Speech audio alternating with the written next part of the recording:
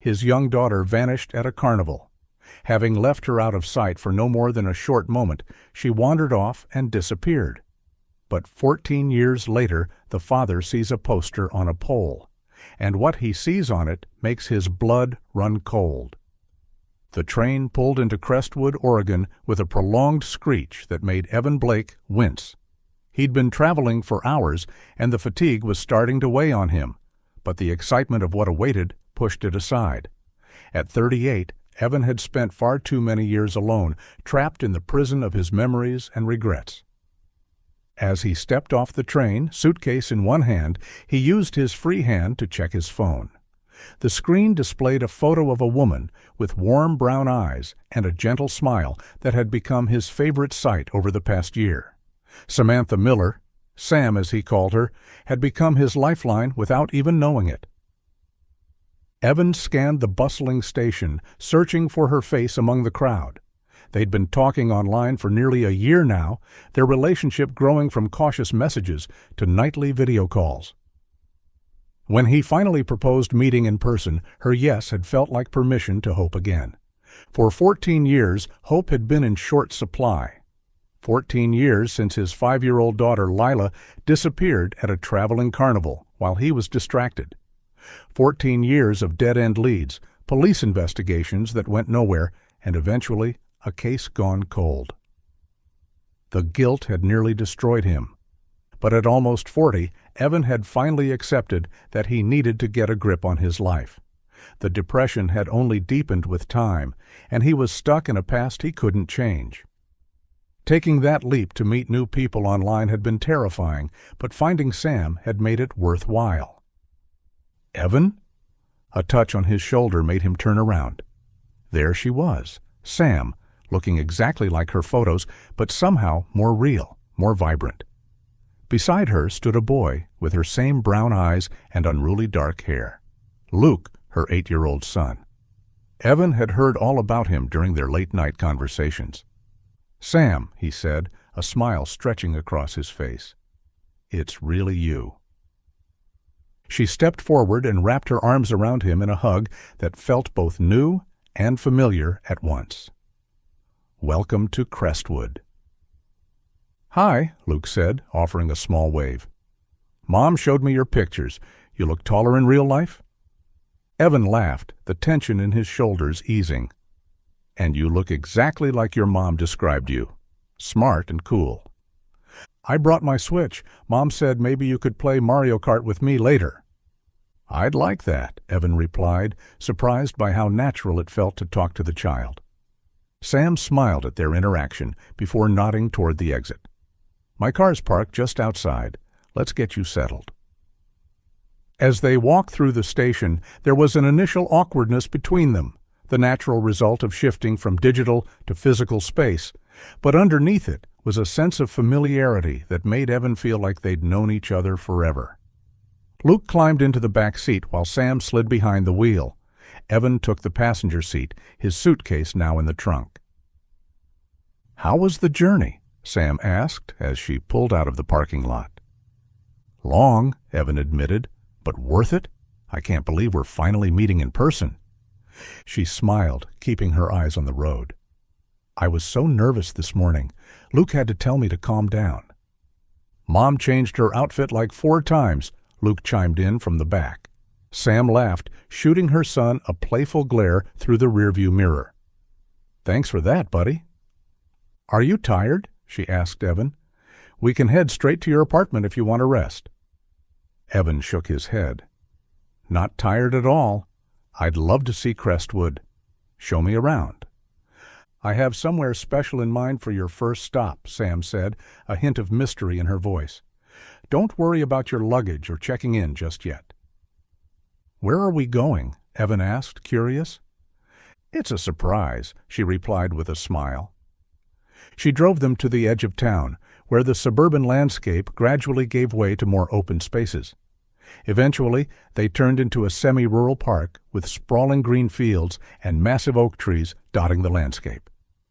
"This is a good start to my week in Crestwood," Evan said, as they parked and stepped out into the crisp autumn air. "Welcome to Hollow Creek Park," Sam explained. "It's known for those ancient oak trees and the shallow stream that winds along the northern edge. It's my favorite place in town." They began walking along one of the park's winding paths, Evan and Sam making small talk while Luke ran ahead, occasionally doubling back to show them something interesting he'd found. "Mom!" Luke suddenly called out, pointing to a colorful poster attached to a lamppost. "Look, there's a circus." They stopped by the poster, which advertised Draven's Mystique Circus in bold, dramatic lettering. The vibrant image showed performers, animals, and the iconic red and white striped tent. "It must be in East Meadow," Sam noted. "That's the section of the park where they hold the seasonal events and town festivals." Evan smiled, but Sam noticed the subtle change in his expression, a tightening around his eyes, a momentary stiffness in his shoulders. She knew his history from their long conversations, how he'd lost his daughter at a carnival similar to this. "We don't have to go," she said quietly, touching his arm. "We can do something else." But Evan saw the excitement in Luke's eyes, the way he was studying the poster with wonder, and he couldn't bring himself to disappoint the boy. "It's okay. We could check it out, though the poster doesn't mention the showtime. Maybe we should look into it later?" "Only if you're sure," Sam insisted, studying his face. "Yes, I'm sure," Evan nodded. "Why not?" Luke, determined not to lose the opportunity, carefully removed the poster from the pole. "Can I keep this? Please?" "Sure, buddy," Sam laughed. "Just don't litter." They continued their walk through the park, the atmosphere relaxed and pleasant. Evan found himself reflecting on how different his life could be with Sam and Luke in it. She understood what it meant to be a parent, could relate to his emotional burdens in a way others couldn't. Her presence encouraged him to focus on the future rather than the past. A sudden gust of wind caught the poster in Luke's hand, nearly ripping it away. Evan quickly reached out and caught it before it could blow away. As he grabbed it, his eyes fell on the image again, and this time something made his heart skip a beat. The memories flooded back. Evan had been just 19 when his high school girlfriend Rachel got pregnant. After giving birth to Lila, Rachel had found herself overwhelmed by the sudden responsibility and left, unable to cope with motherhood at such a young age. Evan had struggled to raise his daughter alone, working multiple jobs while studying nursing. Then, at 24, during a rare day off, he'd taken 5-year-old Lila to a traveling carnival with some friends. He'd only looked away for 5 minutes, just 5 minutes to help a friend win a carnival game. And she was gone. The search had been extensive, the investigations thorough, but Lila had simply vanished without a trace. Evan carefully folded the poster and slipped it into his jacket pocket, forcing himself to smile at Sam and Luke. As they wandered through the park, the circus tent became increasingly visible in the distance. The bright red and white stripes stood out against the green landscape, while colorful banners and posters led the way toward East Meadow. Without discussing it, their steps gravitated in that direction, Luke's excitement pulling them forward. "Can we check it out, Mom?" "Please?" Luke begged, tugging on Sam's sleeve. Sam glanced at Evan, who nodded with a small smile. "I don't see why not. We're already here." They approached the information booth set up at the entrance to the meadow, where a young woman with glitter on her cheeks handed them a glossy booklet. "We're thinking about attending the show," Sam explained. "Are there still tickets available for today?" The woman checked her tablet and shook her head. "I'm sorry, we're completely booked for today's performances, but we have slots available for tomorrow at 10:30 a.m. I'd recommend arriving early, though. There are other carnival activities and games that open before the main show." Luke turned to his mother with pleading eyes. "Can we come tomorrow, Mom? Please?" "I don't see why not," Sam replied, looking at Evan. "What do you think? It could be fun." Evan was only half listening. He had opened the booklet and was studying a larger version of the poster, which showed the performers more clearly. His attention was fixed on one performer in particular, a woman wearing a classic red top hat and tailored red vest with black high-waisted shorts and knee-high boots. Her long, wavy blonde hair cascaded down her shoulders, partially covering her right arm. But what caught Evan's eye wasn't her costume or her striking pose with a tiger. It was a small, distinctive birthmark on her right arm. A mark that looked identical in pattern to his daughter's, though Lila's had been on her left arm. As he stared more intently, he noticed her eyes, the same vibrant blue that Lila had inherited from him. His hands trembled slightly as he held the booklet closer. "Is this woman one of the performers?" Evan asked the staff member, pointing to the blonde in the red vest. The woman nodded enthusiastically. "Yes, that's Aria. She's one of our star performers, absolutely incredible with the tigers. You shouldn't miss her act. Draven's Mystique Circus only comes through once a year. They're based in Brisbane, Australia, and they've toured across Asia, Europe, and North America. We're lucky to have them." "Her birthmark," Evan said, pointing to the mark on the woman's arm. "It's quite distinctive." The staff member gave him a puzzled look, clearly finding his interest in the birthmark strange. "Oh, that? It's actually on her left arm in real life. The image in the poster is mirrored, but I'm pretty sure it's on her left." Evan's heart pounded in his chest. A birthmark on the left arm, just like Lila's. Without hesitating, he pulled out his wallet and handed over his credit card. 3 front-row tickets for tomorrow's show, please."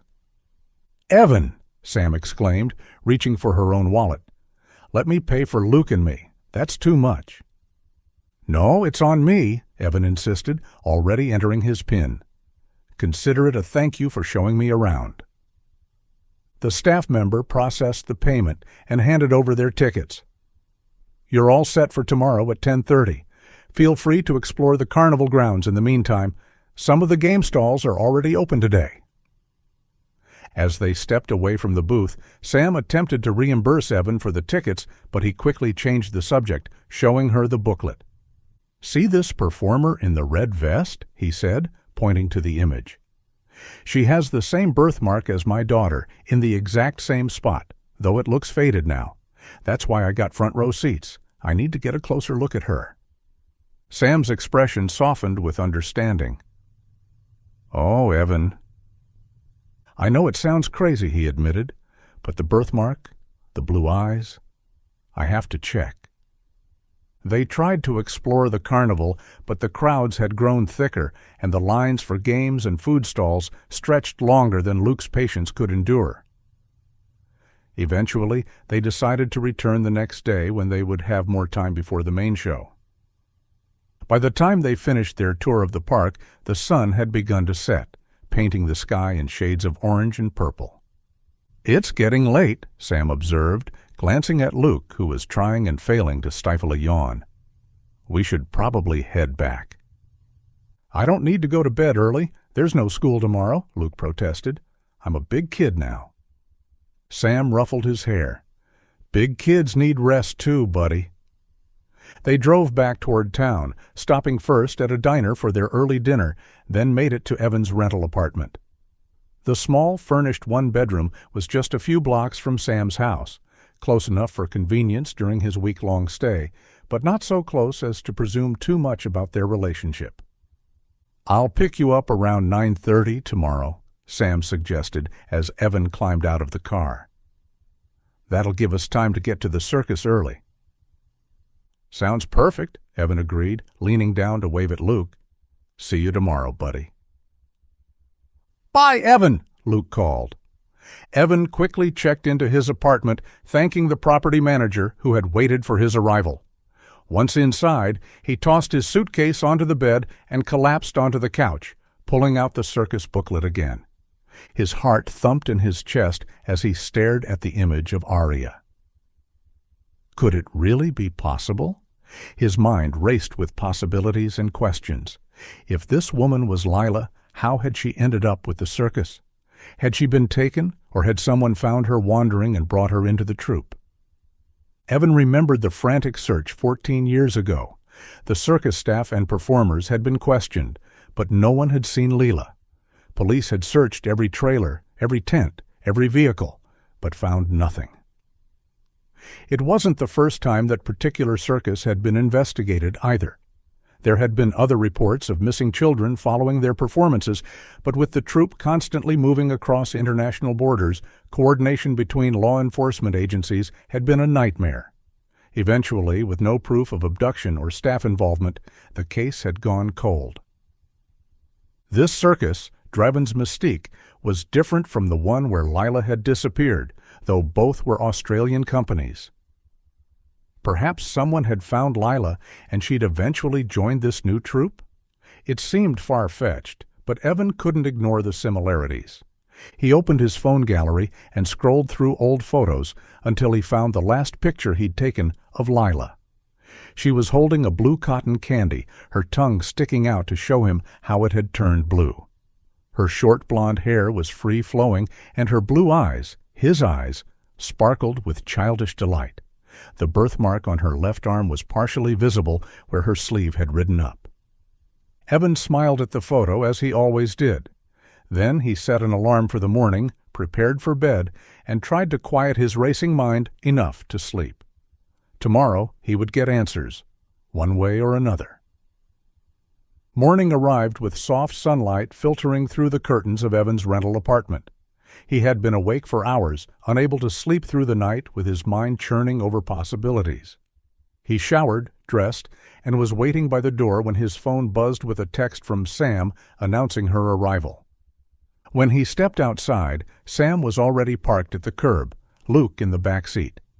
Evan slid into the passenger seat, greeted by Sam's warm smile. "Good morning," she said. "You look like you didn't get much sleep." "Is it that obvious?" Evan laughed, running a hand through his hair. "Only to someone who's spent a year getting to know your face through video calls," she replied. Sam drove them back to Hollow Creek Park. The East Meadow area was considerably less crowded than the previous evening, with only a handful of early visitors milling around the carnival games and food stalls. Luke was immediately drawn to a ring toss game, but Sam noticed Evan's gaze fixed on the main circus tent in the distance. "You're looking for her, aren't you?" Sam asked gently. Evan nodded. "I'm sorry. I know it sounds ridiculous. The chances that this woman is actually Lila are, well, astronomically small. But I need to know for sure." Sam squeezed his hand. "It's not ridiculous at all. If you want to look around the tent before the show, go ahead. Luke and I will stay here. He's already eyeing that cotton candy stand." "Thank you for understanding," Evan said, grateful for her support. "I'll keep my phone with me. Call if you need anything." "Take your time," Sam assured him. "We'll be fine." Evan made his way toward the main circus tent, its red and white stripes vibrant against the clear blue sky. As he approached, he noticed a staff member standing guard at the entrance, preventing early access. "Excuse me," Evan said. "I was wondering when the tent opens for today's show?" "Not for another hour and a half," the man replied. "The grounds are open for you to enjoy the carnival games and food stalls in the meantime." Evan hesitated before asking, "Would it be possible to meet with one of the performers?" "Aria, specifically.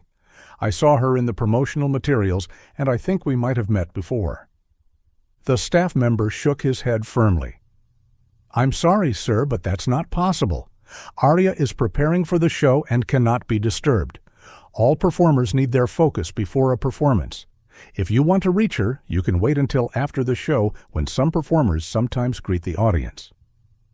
Disappointed but not surprised, Evan turned to head back toward Sam and Luke, his thoughts already spinning with ways he might steal a moment alone with Aria. As he walked away, movement caught his eye. Another staff member was rushing across the grounds, carrying what appeared to be a first aid kit. The man moved with urgency, heading toward a smaller tent set up behind the main one. Evan's nursing instincts kicked in, and his curiosity piqued. He changed direction, following the man at a distance. As a healthcare professional, he was naturally drawn to emergencies, and something about the situation felt important. As he approached the smaller tent, the staff member with the first aid kit noticed him and stopped abruptly. "Sir, this area is restricted," the man said firmly. "Guests need to remain in the public areas." Evan quickly pulled out his nursing license from his wallet. "I'm a registered nurse. I saw you rushing with a medical kit and thought I might be able to help." The man's expression immediately changed from suspicion to relief. "Thank God," he exclaimed. "Please follow me. We have a situation." Evan followed the staff member into the tent, which was clearly set up as a makeshift medical station. Equipment was neatly organized on portable tables, and a stretcher sat in the center of the space. Lying on the stretcher was a young woman in a sparkling blue performance costume, her face contorted in pain as she clutched her ankle. Immediately, Evan recognized her as one of the performers from the poster, not Aria, but the other female star whose image had been next to the tiger trainer. "What happened?" Evan asked, slipping effortlessly into his professional role. "Elena sprained her ankle during the morning rehearsal with the tiger," the staff member explained, setting down the first aid kit. "The tiger didn't hurt her. She just landed wrong during a movement sequence." "Let me take a look," Evan said, approaching the stretcher. Before he could reach her, a tall, imposing man entered the tent. He wore an elaborate ringmaster's costume, a dark blue tailcoat with red accents, a matching vest, and black trousers. His head was completely bald, and his thick mustache seemed to accentuate his stern expression. "What's going on here?" the man demanded, his voice carrying the hint of an Australian accent. "This gentleman is a nurse," the staff member explained quickly. "He offered to help with Elena's injury." The man's expression softened slightly. "Thank you for your assistance. I'm afraid Elena can't perform with a sprained ankle, even though she's one of our star performers." "Yes, Father," Elena replied, her voice tinged with disappointment. Evan found it strange that she called him Father, wondering if they were actually related or if it was some kind of circus familial term. He knelt beside Elena and gently examined her ankle, noting the swelling. "It's definitely a sprain," Evan confirmed. "Not severe, but she needs to stay off it for a few days at minimum." He reached for the first aid kit and pulled out an ice pack, activating it and carefully applying it to her ankle. "Rice protocol: rest, ice, compression, and elevation. I'll wrap it properly once the swelling goes down a bit." The ringmaster paced the tent, clearly distressed. "We'll need to replace her role with someone else. Get the makeup artist to make the replacement look as much like her as possible." He turned to Evan suddenly, studying his face with an intensity that made Evan uncomfortable. "You look familiar. Have we met before?" "I don't think so," Evan replied, focusing on treating Elena's ankle. "I'm not from Oregon, just visiting." "Your name?" the man asked. "Evan Blake," he answered, not thinking much of it. The ringmaster's expression changed instantly, a flash of recognition followed by what looked like alarm. Without another word, he turned and quickly left the tent, calling over his shoulder, "Continue caring for Elena. I have matters to attend to." "What's his name?" Evan asked the remaining staff member, finding the ringmaster's reaction strange. "That's Robert Draven," the man replied. "He owns the circus." Evan continued treating Elena's ankle, applying proper compression and elevating it with a folded blanket. As he worked, the tent flap opened again and a new figure entered. Evan looked up and his heart nearly stopped. Standing before him was the woman from the poster, Aria. Her long blonde hair was pulled back in a practical ponytail, revealing more of her face than the promotional images had shown. She wore a simple training outfit rather than her performance costume, but Evan would have recognized her anywhere. Her eyes, Lila's eyes, met his briefly before she turned her attention to Elena. "What happened?" she asked, her voice carrying no hint of recognition toward Evan. "Sprained ankle during rehearsal," Elena explained. "This nurse is helping." Aria finally turned her full attention to Evan, noticing his intense stare. "What are you looking at?" she asked directly, her hand moving to cover the birthmark on her left arm, the exact spot where Lila's had been. Caught off guard by her directness, Evan stumbled over his words. "I'm sorry, I couldn't help but notice your birthmark. My daughter has one in the exact same spot." Aria's expression softened slightly with interest. "What's your daughter's name?" "Lila," Evan said, watching her face carefully for any sign of recognition. "That's a beautiful name," Aria replied casually, showing no indication that the name meant anything to her. If this woman was truly his daughter, surely she would have reacted to her own name, even if she now went by a stage name. Disappointment settled in Evan's chest. It seemed this was just an extraordinary coincidence. The same birthmark, the same blue eyes, but not his Lila. He finished treating Alina's ankle, providing instructions for her care over the next few days. Keep it elevated as much as possible, ice it regularly, and try to stay off it completely for at least 48 hours. "Thank you," Alina said sincerely. "I'm so disappointed in myself. This is our first circus performance in the U.S. after 10 years, and I've already let everyone down." 10 years? Evan repeated, something clicking in his mind. "Yes," Alina confirmed. "The last time we performed here, I was just 12 years old, and the company had a different name. There were so many police officers around, they were investigating some case. Since then, we've toured South America, Asia, Europe, and Australia, but never North America until now."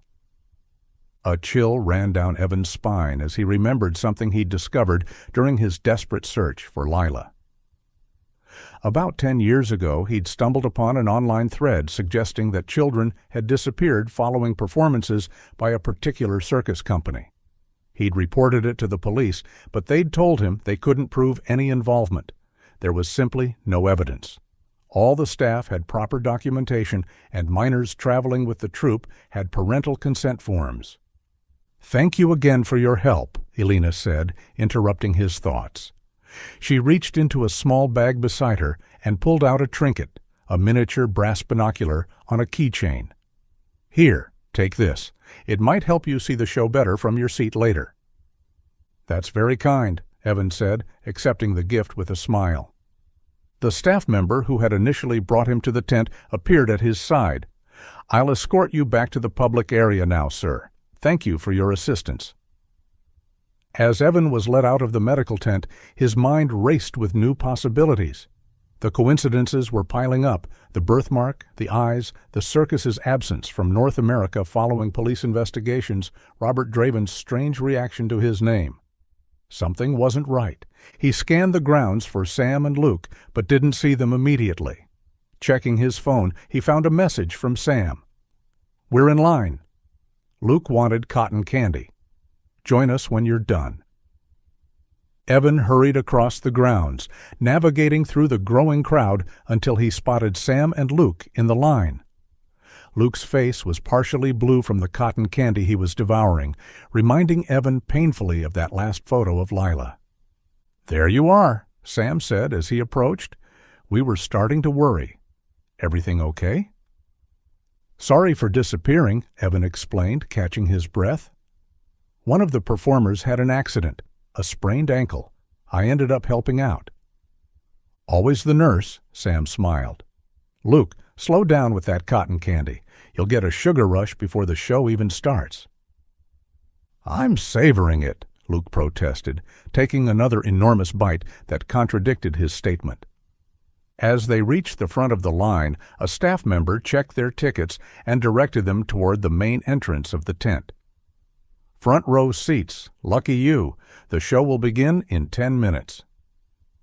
Inside, the tent was even more impressive than it had appeared from the outside. Tiered seating surrounded a circular performance ring with spotlights hanging from the center pole. The air smelled of popcorn, sawdust, and excitement. They found their seats easily, premium spots right at the edge of the ring. As they settled in, Evan pulled out the miniature binoculars Alina had given him. "Where did you get those?" Luke asked, immediately interested. "The performer I helped gave them to me as a thank you," Evan explained, showing them to Luke. "Pretty cool, right?" "Can I try?" Luke asked eagerly. "Sure." Evan handed them over, watching as Luke immediately put them to his eyes and began scanning the tent. Evan leaned closer to Sam, speaking quietly. "I met the woman in red from the poster, Arya, in the medical tent."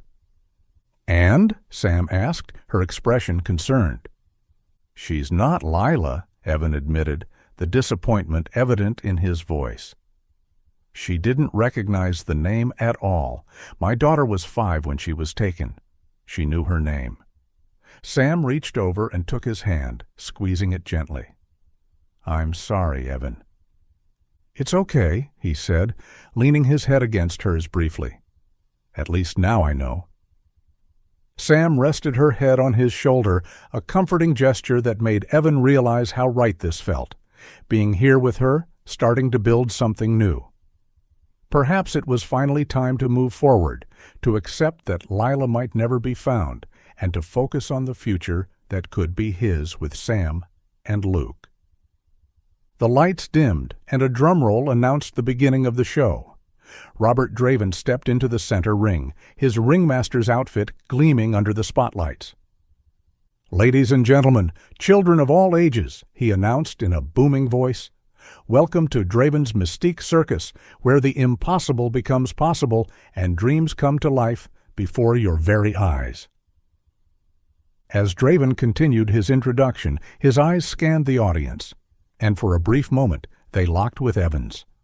The ringmaster seemed to falter, stumbling over his words before quickly recovering and moving on with his speech.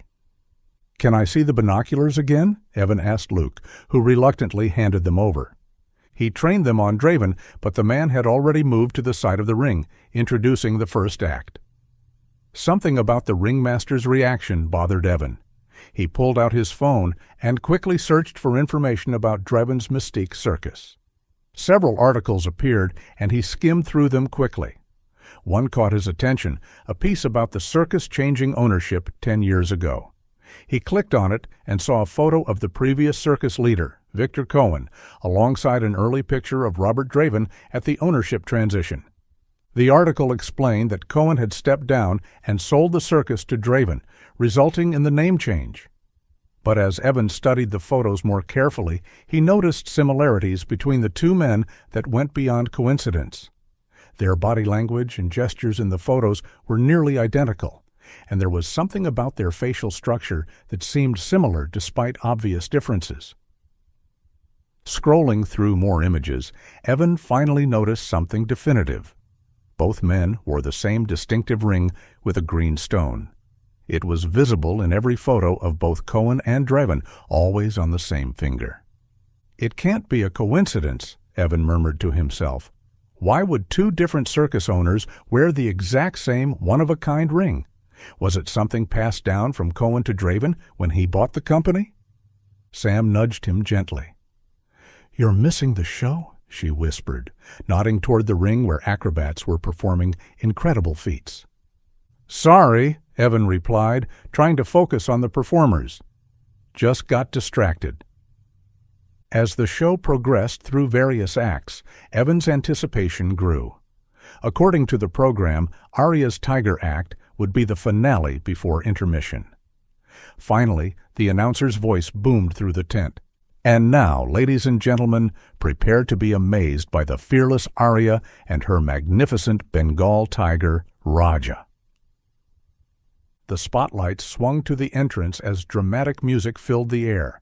A woman in Arya's distinctive red costume entered the ring, leading a massive tiger on a decorative chain. "Can I see those again?" Evan asked Luke, who had reclaimed the binoculars. Luke passed them over, and Evan focused on the performer. Through the magnified view, he could see something was off. This wasn't the same Arya he'd met in the medical tent. The makeup and costume were identical, but subtle differences in her movements and facial structure were apparent to someone who had been studying her image so intently. "That's not her," Evan whispered to Sam.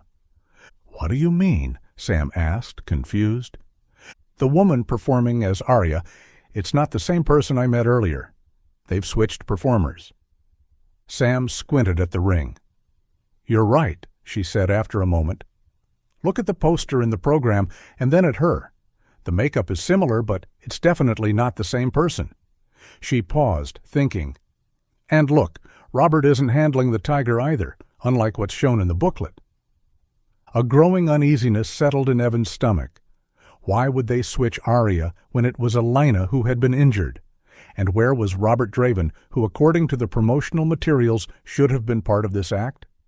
"I need to check something," Evan said, standing abruptly. "I'll be right back." "Evan, what's going on?" Sam asked, concern evident in her voice. "I'm not sure yet," he replied. "Just trust me, okay?" "I'll be back soon." Without waiting for a response, Evan slipped out of his seat and headed for the exit, the sound of applause fading behind him. Outside the main tent, Evan moved with purpose toward the performers' area. He spotted a staff member directing people and approached him confidently. "Excuse me, I need to get to the crew tent," Evan said. "It's important." The young man shook his head. "I'm sorry, sir, but that area is restricted to circus personnel only. You'll need to return to the main show." Evan pulled out his nursing license again. "I'm the nurse who treated Alina's sprained ankle earlier. I need to check on her condition." The staff member hesitated before nodding. "Right, I heard about you. Follow me, but please don't wander around unescorted." He led Evan to a large tent behind the main performance space and gestured inside. "The medical area is toward the back. Please go directly there." Evan thanked him and entered the crew tent, which bustled with activity. Costume racks lined one wall, and makeup stations were set up along another. Staff members rushed about, preparing for costume changes and upcoming acts, barely noticing him. Evan scanned the space for Alina or Arya, but saw neither. He approached a makeup artist who was organizing brushes at one of the stations. "Excuse me, I'm looking for Elena. I treated her ankle earlier and wanted to check on her." The makeup artist looked up, brushing glitter from his hands. "Elena? She's not here. She left with Robert and Arya about 20 minutes ago. Seemed pretty urgent." "Did they say where they were going?" Evan asked, trying to keep his voice casual. "No, but they were in a hurry. Robert seemed tense," the makeup artist replied. "More than usual. He's always wound tight before performances, you know, right? But this was different." Then the woman looked up. "By the way, who are you?" "Thanks," Evan said, turning to leave. As he stepped outside the tent, he pulled out his phone and texted Sam. "Something's wrong. Arya and Alina are missing, along with Robert. I'm going to look for them." He had barely put his phone away when it buzzed with a reply. "Luke and I are coming to help." "Where are you?" "Outside the crew tent," Evan typed back quickly. "Wait for me at the cotton candy stand." Within minutes, Sam appeared with Luke in tow, the boy looking both confused by the unexpected adventure. "What's going on?" Sam asked, keeping her voice low. "The show's not end yet." Evan quickly explained what he'd learned. Robert, Arya, and Alina left together just before the show started. The timing can't be a coincidence. It happened right after Robert saw me in the audience. Where would they go, Sam wondered, looking around at the crowded carnival grounds. "I'm not sure," Evan admitted, "but they must still be on the property somewhere. They couldn't have left without being noticed." Sam thought for a moment. If they're trying to avoid being seen, they'd go somewhere quiet, away from the crowds. She pointed north. The stream area is pretty secluded, especially with everyone at the show now. "That makes sense," Evan agreed. "Let's check there first." They made their way north, leaving the noise and crowds of East Meadow behind. As they approached the area near the shallow stream that ran through Hollow Creek Park, the sounds of the carnival faded, replaced by the gentle babbling of water and rustling leaves. "Luke, stay close," Sam warned, taking her son's hand. "And keep quiet, okay?" Luke nodded solemnly, sensing the seriousness of the situation. They moved carefully through the trees, Evan in the lead.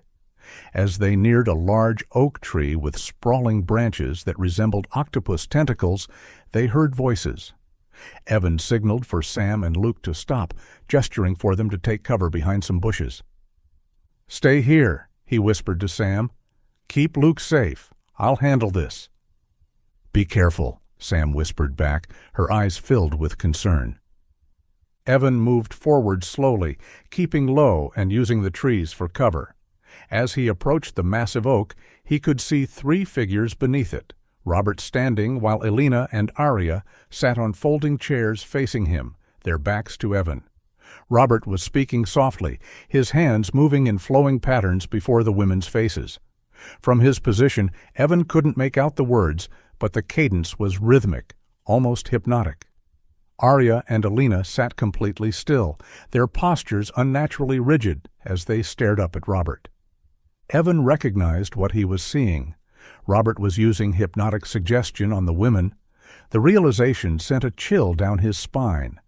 Taking a deep breath, he stepped out from behind the tree and approached Robert directly. "That's enough," Evan called out firmly. Robert's head snapped up, his hands freezing mid-motion. He quickly stepped away from the women, who remained eerily motionless in their chairs, staring vacantly at the space Robert had occupied. "Mr. Blake," Robert said, his voice carefully controlled. "You should be enjoying the show with the rest of the audience." "I know who you are," Evan said, moving closer with measured steps. "Robert Draven is just a disguise. You're Victor Cohen." Robert's face remained impassive. "I don't know what you're talking about. I bought the circus from Victor years ago. Many people in the industry know that." "The plastic surgery is good," Evan continued, circling slightly to position himself between Robert and the women. "But there are things surgery can't change. The freckles on your bald head, your bone structure, the way you move, and that ring with the green stone. You never take it off, do you? Not even when you became someone else." Robert's composure cracked slightly, a flash of anger crossing his face before he masked it with a mocking smile. "You're delusional, Mr. Blake.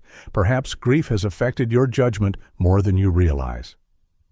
"What really gave you away was your own nervousness," Evan said. "The way you reacted when you heard my name, how quickly you left the medical tent. You recognized me immediately, didn't you?"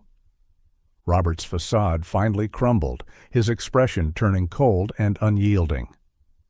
"Evan Blake," he said, his Australian accent sharpening with each word. "Of course I remember you. I figured after 14 years you'd have let go of the hunt for your daughter. Even the police gave up after 8. I was careful, changed locations, kept low, but here you are, still right on my heels." A mix of vindication and rage surged through Evan. "You should have spent your money on aesthetic surgery for my daughter instead of yourself if you wanted to hide her. Shows what kind of greedy man you really are." "What was her name again?" "Lila," Robert said, his voice disturbingly calm. "Yeah, I took her. She wandered into the tiger enclosure 14 years ago, alone, crying, calling out for her dad while you were off playing carnival games with your frat boy buddies. You never deserved her." Evan fought to maintain his composure, even as Robert's words cut into old wounds. "So you stole her? A 5-year-old child?" "I saved her," Robert corrected, his eyes gleaming with a disturbing conviction. "Children left in chaos often grow wild. I simply gave her a place to belong." He gestured toward Arya, who remained motionless in her chair. "Look at her now, poised, talented, beautiful. I gave her a purpose, a family." "You brainwashed her," Evan countered, noting how Arya and Elena remained unnaturally still, clearly under some form of hypnotic influence. "You stole her identity and replaced it with whatever suited your needs." Robert stepped closer, his voice dropping to a confidential tone.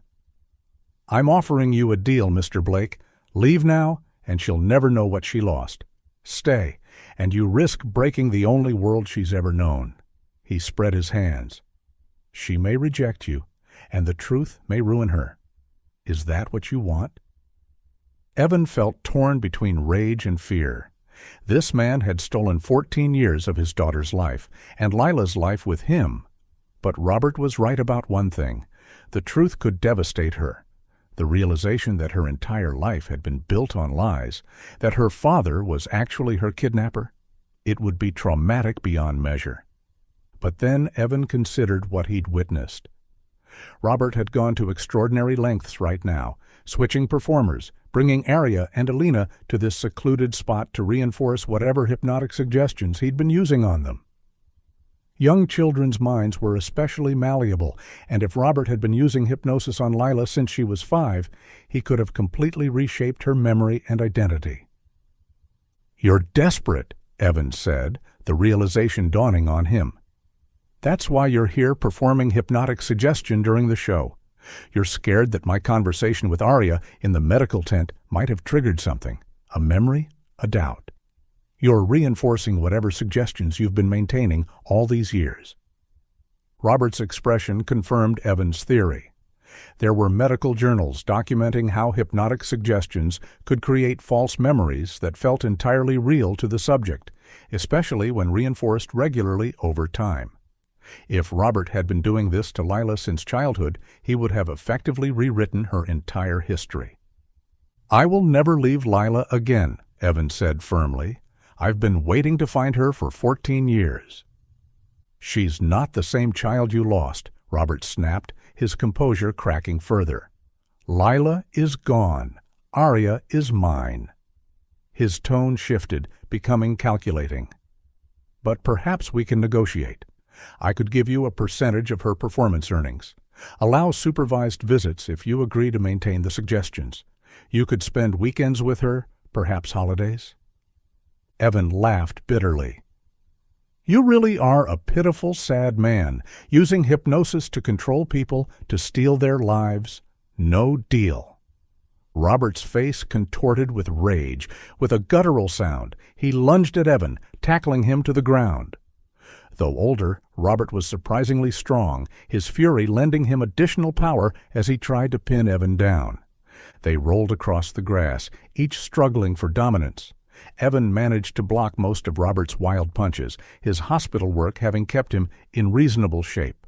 They continued to struggle, rolling dangerously close to the shallow stream. As they fought, they tumbled down the slight incline toward the water.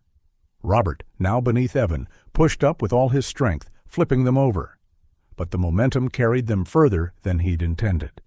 Robert fell backward, his head and upper back striking a large rock protruding from the stream bed. There was a sharp crack, not from Robert's skull, but from something else. The pendulum hanging from a chain around his neck had shattered against the rock. Robert lay stunned, the broken pieces of the black and white stone scattered in the shallow water around him. In the distance, sirens wailed, growing progressively louder. Evan pushed himself up, breathing heavily as he looked down at Robert, who remained conscious but clearly dazed from the impact. Sam appeared at the top of the incline, Luke safely behind her. She held her phone in her hand. "I called the police," she explained. "Are you okay?" Evan nodded, climbing back up the slippery bank. "I'm fine. Did you see what happened?" "Most of it," Sam confirmed. "I recorded some of his confession on my phone, too." The sirens grew louder until police cars pulled into the park area, lights flashing. 2 officers approached quickly, assessing the situation. "That's him," Sam said, pointing to Robert, who was now sitting up in the stream, holding his head. "The man who kidnapped Evan's daughter." The officers helped Robert to his feet, reading him his rights as they guided him up the bank. More police and paramedics arrived, the latter attending to Robert's minor injuries and checking Evan's bruised face. "Sir, I'm Detective Morgan," a plainclothes officer introduced himself to Evan. "Can you explain what happened here?" Evan recounted everything, from seeing Arya on the poster to discovering Robert's true identity as Victor Cohen, and finally the confrontation that had just occurred. He explained about Lila's kidnapping 14 years ago and how he had recognized her birthmark in the promotional materials. "Those two women," Evans said, pointing to Arya and Alina, who still sat motionless in their chairs, "are victims. The one in red, Arya, her real name is Lila Blake. She's my daughter. She has the same birthmark and eyes as my daughter, who was taken 14 years ago. Robert, or Victor, has been using hypnosis to control her and others for years." Detective Morgan nodded, taking notes. "We've encountered cases where hypnosis was used in criminal enterprises before. The victims often require specialized treatment to recover suppressed memories and rebuild their sense of identity. It can be a long process." A paramedic finished examining Evan's face, applying antiseptic to a small cut on his cheekbone. "You'll have some bruising, but nothing's broken," she informed him. "Thank you," Evans said, his attention still fixed on Arya and Alina, who were now being attended to by other officers. "They need a licensed hypnotherapist to help them recover. Robert has been manipulating their minds for a very long time." "We'll arrange for appropriate care," Detective Morgan assured him. "There are specialists who work with victims of psychological manipulation. Unfortunately, recovery can take years, especially in cases where the manipulation began in childhood." Evan nodded grimly. "I understand. I just want to help her. Help them both." Detective Morgan closed his notebook. "The circus performance should be ending soon. We need to get back to the tent and interview the other staff members. Many of them may also be victims of manipulation, while others could be complicit." "I'll come with you," Evan offered. They made their way back to East Meadow, leaving Arya and Elena at the safe hand of paramedics, who's now in contact with a hypnotherapist. The small procession of police officers, paramedics, Evan, Sam, and Luke, drawing curious stares from Carnival attendees. When they reached the main circus tent, the show was just concluding, and the audience was beginning to file out.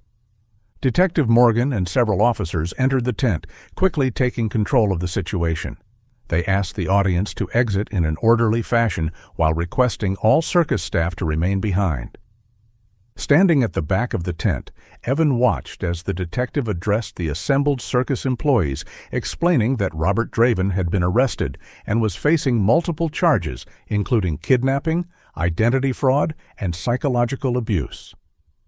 Many of the staff members looked genuinely shocked, while others exchanged knowing glances. Evan suspected some had been aware of Robert's methods, but had either been too afraid to speak up or had been victims themselves. Another officer approached Evan. "Mr. Blake, I wanted to inform you that Arya and Elena have been transported to the hospital. A psychologist and a hypnotherapist helped bring them out of the trance during a video call with the paramedic team, and they'll be meeting them at the hospital." "Thank you," Evan said. "I'd like to go to the hospital too, if that's possible." "Of course," the officer nodded. "Detective Morgan says you're free to go. We'll need you to come to the station tomorrow to make a formal statement, but for now, you should be with your daughter." Sam touched Evan's arm gently. "We'll come with you, if that's okay." "I'd like that," Evan replied gratefully. The hospital corridor was quiet compared to the chaos of the circus grounds. Evan, Sam, and Luke waited outside a private room where a therapist was working with Arya. After an hour, the door opened, and a woman in a white coat stepped out. "Mr. Blake, I'm Dr. Renee Collins, the clinical psychologist assigned to your daughter's case," she introduced herself, extending her hand. Evan shook it, anxiety evident in his expression. "How is she?" "She's in a relatively stable condition but disoriented," Dr. Collins explained. "The hypnotic hold Robert Draven had over her was strong but not unbreakable. The good news is that she's young and resilient. With proper treatment, she has an excellent chance of recovery." "What happens now?" Evan asked. "We've begun the process of untangling the false memories implanted through hypnosis," Dr. Collins explained. "It's delicate work. We need to help her distinguish between reality and suggestion without causing additional trauma." "Will she ever remember her life before? Remember me?" Evan's voice cracked slightly. Dr. Collins offered a reassuring smile. Early childhood memories are remarkably resilient, even when suppressed. Do you have anything with you that might help trigger authentic memories?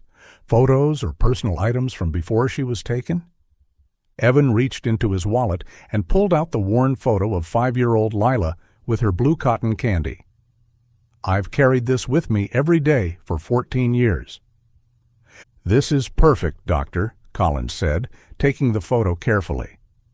Visual stimuli from early childhood can be powerful anchors for authentic memories. Would you like to join us? Evan looked back at Sam, who nodded encouragingly. Go, she said softly. We'll be right here. Dr. Collins led Evan into the room where Arya, Lila, sat on the edge of a hospital bed. She looked up as they entered, her blue eyes, his eyes, filled with confusion.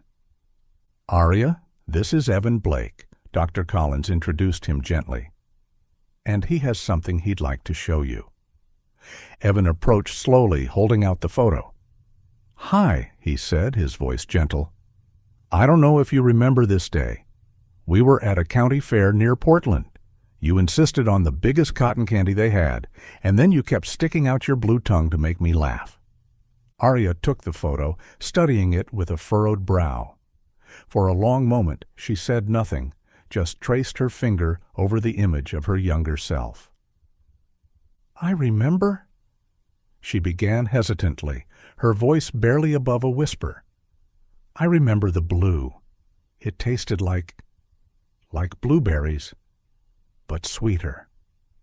Evan's heart leapt. Yes, exactly. You said it tasted like blueberry clouds. A tear slipped down Arya's cheek as she continued to stare at the photo. There was a Ferris wheel. I was scared to go on it. But you wanted to try, Evan added gently. So I held your hand the whole time, and we counted the cars we could see from the top. 14, she whispered. We counted 14 red cars. Dr. Collins observed the interaction with quiet approval, making notes but not interrupting the delicate process of reconnection.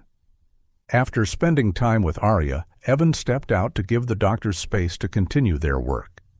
In the hallway, Sam and Luke were waiting, Luke now dozing against his mother's shoulder. How did it go? Sam asked softly. She remembered something, Evan said, hope evident in his voice despite his exhaustion. A small thing, but it was real, a genuine memory, not something Robert implanted. Sam reached out and took his hand. That's wonderful, Evan. They moved to the waiting area where Sam gently laid Luke across several chairs to continue sleeping. Evan and Sam sat close together, the day's events settling around them. I know this changes everything, Evan said after a moment of silence. Finding Lila? It's what I've wanted for 14 years, but I don't want to lose what we've started, you and me. Sam smiled gently. Things have changed, but for the better. I'm not going anywhere, Evan. We'll just take it slowly, one day at a time. You're not intimidated by the fact that I have a 19-year-old daughter? Evan asked, a small smile finally breaking through his exhaustion. I'm dating a much older man than I thought, Sam teased, but I think I can handle it. Luke stirred and sat up, rubbing his eyes. Did you find the lady from the poster? He asked sleepily. Yes, buddy, Evan replied. She's my daughter, and she's going to need a lot of help, but she's going to be okay. Cool, Luke said with the simple acceptance of a child. Can I keep the binoculars? They helped us solve the mystery. Evan laughed, his first genuine laugh since the ordeal began. Yes, you definitely earned them. A police officer approached them, tablet in hand. Mr. Blake, I wanted to update you on Robert Draven's situation. He's being processed now, and the charges include kidnapping, false imprisonment, identity fraud, and psychological abuse. We've also identified several other victims who were under his influence. What about the circus? Evan asked. The company will be investigated thoroughly, the officer explained. Many staff members appear to have been unaware of Draven's criminal activities, while others were subjected to varying degrees of psychological manipulation. What's particularly disturbing is how he managed to stay under the radar for so long. The officer scrolled through his notes. According to our preliminary investigation, Draven maintained an elaborate system of documentation forgery. He created false parental consent forms for the minors in his troop, complete with convincing signatures and notary stamps. For authorities who questioned these documents, he used hypnotic techniques on select staff members who would then provide false statements corroborating his claims. That's how he avoided detection during previous investigations, Evan realized. Exactly, the officer confirmed. Previous attempts to investigate him hit dead ends because the victims themselves refused to testify. They were so deeply programmed that they genuinely believed they were being protected, not exploited. The circus itself was carefully designed to create the illusion of a nurturing, artistic environment, performing arts training, education, even family celebrations, all to mask what was essentially a trafficking operation. And because they constantly crossed international borders, Evan began. Jurisdiction became a nightmare, the officer finished. By the time one law enforcement agency built a case, they'd moved to a different country. But that ends now. We're coordinating with Australian authorities to investigate their operations there as well, and with Interpol to track potential victims across all the countries where they've performed.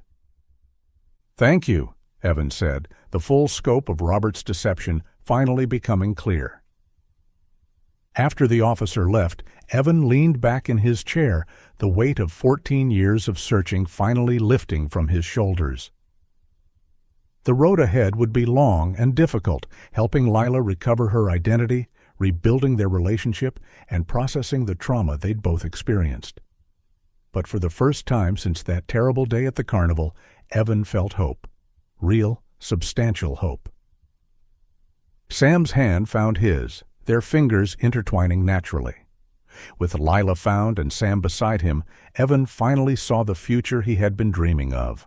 A life moving forward rather than trapped in the past. We should get some rest, Sam suggested. Tomorrow's going to be another long day. Evan nodded, squeezing her hand. Tomorrow, he agreed, and all the days after that.